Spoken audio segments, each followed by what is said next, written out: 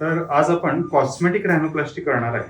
हा आहे 22 वर्षाचा मुलगा आणि त्याचं असं म्हणणं आहे की त्याचं नाक हे नकट आहे. तर तुम्हाला सर्जरीच्या अगोदरच्या प्रोसेस मी तुम्हाला दाखवतो. तर तुम्ही बघू शकता की ह्याचं नाक नकटं म्हणजे हा टिपचं जे एक प्रोजेक्शन आहे ते बऱ्यापैकी वरती आहे.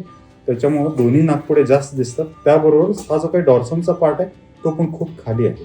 तर आपण काय करणार, हा पोर्शन उचलणार आहे, त्याबरोबरच टिपचं प्रोजेक्शन पण वाढवणार आहे आणि जरासं इथे टिप थिनिंग पण आपण करणार. तसं तुम्ही बघू शकता की दोन्ही नाकपुडे व्हिजिबल आहेत का, कारण की हा जो अँगल आहे हा बऱ्यापैकी ऑब्ट्यूस अँगल आहे. तर याला आपण अँगल कमी करणार आहे, त्याबरोबर इथला पोर्शन वाढवणार आहे. आणि तुम्ही बघू शकता तर इथं व्हाईट हेड्स निघतात बघा. याचा अर्थ ही स्किन आहे ही खूप सर्बॅशियस आहे आणि खूप थिक आहे. मोस्ट प्रॉब्ली हिला जरासं आतून थिनिंग करायला लागू शकतं. सर्जरी कंप्लीट झालेली आहे. आपण क्लोज अप्रोचनी बायलॅटरल ऑस्टिओटॉमी दोन्हीकडचा निझल बनवतो त्याला आपण इनफ्रॅक्चर केलं.